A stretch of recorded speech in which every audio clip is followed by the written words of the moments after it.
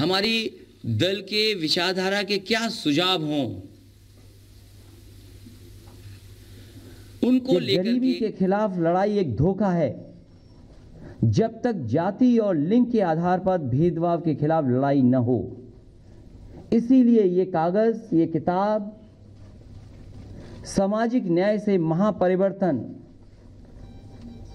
एक नई दिशा, एक नई उम्मीद के साथ हम जनता के बीच में ले जाना चाहते हैं। ये हमारे नेताओं के लिए, हमारे कार्यकर्ताओं के लिए और हमारे खुद के लिए भी ये है।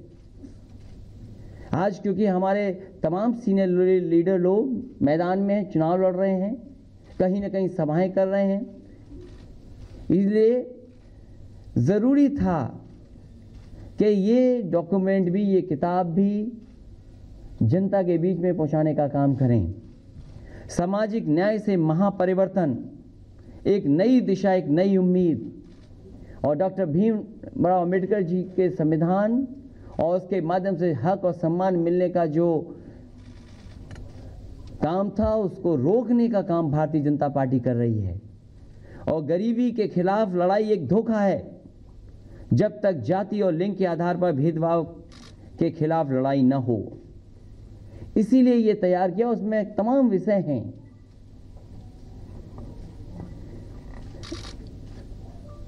कि किस तरीके से वर्तमान सरकार ने उद्योगपतियों को लाभ पहुंचाए हैं, अमीर को अमीर बनाया, गरीब और गरीब होता चला गया। जो खाई है वो बड़ी है, कम नहीं हुई है।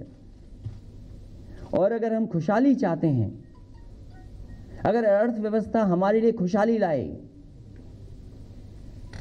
अगर हमारे बीच में तरक्की और आगे बढ़ने का रास्ता निकले, तो बिना सामाजिक न्याय के वो रास्ता नहीं निकल सकता है।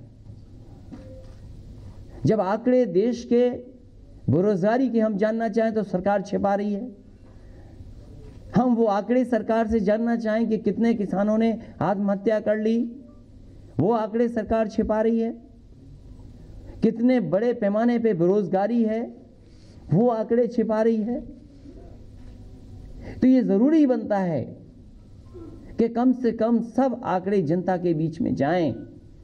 समाजवादियों की कोशिश होगी कि केवल ये आंकड़े जनता के बीच में न जाएं, इसके साथ साथ हम आबादी में कौन कितना है, ये भी कहीं ना कहीं पुराने आंकड़े जो हमेशा वादा किया गया लोकसभा के on the floor of house, सभी दलों ने, देश के सभी राजनीतिक पार्टियों ने और नेशनल पार्टियों ने भी हमेशा on the floor of house ये कहा कि जो ये सेंसस हो रहा है, इनके आंकड़े हम सार्वजनिक करेंगे, हम पॉलिसी कैसे बनाएं उसमें इस्तेमाल करेंगे।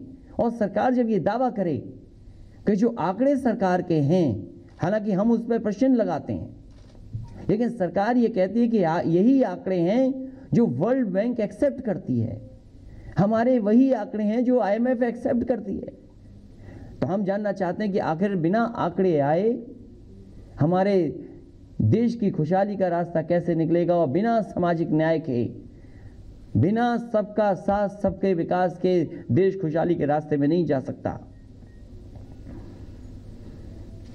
GST से कुछ व्यापार को तो लाभ पहुंचा होगा, लेकिन बड़े पैमाने पे हमारे व्यापारियों को नुकसान हुआ है। नोटबंदी से जान चली गई लोगों की, कोई सरकार का जवाब नहीं, बैंकें घाटे में हैं। इसलिए जो विकास की रास्ता दिखाया गया है वो कुछ ही लोगों के हाथ में रह गया। हमें अपनी पढ़ाई लिखाई का इंतजाम और किस तरीके से पढ़ाई हो, शिक्षा कैसी हो, उस पर भी दोबारा सोचना पड़ेगा। समाजवादी पार्टी का मानना है कि बिना प्राइमरी एजुकेशन को बेहतर किए संभव नहीं है जो हम अचीव करना चाहते हैं, क्योंकि पढ़ाई उस तरह की नहीं है, क्वालिटी एजुकेशन वो नहीं है, जिस तरह की नौकरियां, जिस तरह के रोजगार आज बाजार में हैं। इसलिए कहीं ना कहीं हमें शिक्षा के बारे में भी सोचना पड़ेगा, और पढ़ाई के साथ साथ हमारा नौजवान न जाने कितना कोचिंग पे पैसा बर्बाद कर देता है। जितनी फीस नहीं देता, फीस से कई गुना ज़्यादा वो कोचिंग करते करते अपना पैसा बर्बाद करता है, माँ बाप का पैसा बर्बाद करता है, उसके बाद भी नौकरी रोजगार उसके हाथ नहीं आती। इसलिए रोजगार का इंतजाम कैसे हो, इंफ्रास्ट्रक्चर पे काम कैसे हो, बड़े बड़े काम जब तक नहीं होंगे, सरकार ये दावा करती है कि हमने एयरपोर्ट बनाए, हमने सड़कें बनाई और एक दिन में इतनी सड़कें बन गई, इंडस्ट्रियलाइजेशन हुआ, FDI आया, लेकिन ये सच्चाई नहीं है। अगर ये सब कुछ होता तो नौकरियां मिलती। समाजवादी लोगों ने कम से कम इंफ्रास्ट्रक्चर पे करके दिखाया। देश का सबसे बेहतरीन एक्सप्रेसवे दिया, देश का सबसे बेहतरीन पुलिस रिस्पांस सिस्टम दिया, अपनी बेटियों बहनों के लिए सबसे बेहतरीन 1090 दिया, और गोल्डन रेवोल्यूशन के माध्यम से हम कहना चाहते हैं कि किसान खुशहाल तभी होगा जब उसका पूरा का पूरा कर्ज माफ हो जाए। समय समय पे जो जो सरकारें चुनाव में गईं, उन्होंने वादे किए किसान को और कहा कि हम कर्जा माफ करेंगे, लेकिन नियम ऐसे बना दिए कि किसानों के कर्ज माफ नहीं हुए। हम उदाहरण में नहीं जाना चाहते, ना उत्तर प्रदेश के उदाहरण में जाना चाहते हैं, ना मध्य प्रदेश के उदाहरण में, लेकिन किसान का पूरा कर्ज माफ हो, इस पक्ष में हम लोग हैं। और MSP कैसे मिलेगी? मुझे याद है कि बीजेपी की सरकार के मुखिया यहीं पर आकर के कहा कि MSP मिलेगा हर फसल का, लेकिन किसी फसल का MSP नहीं मिल रहा, और कहां मिलेगा वो आज तक भारतीय जनता पार्टी ने नहीं बताया। नेशनल सिक्योरिटी पे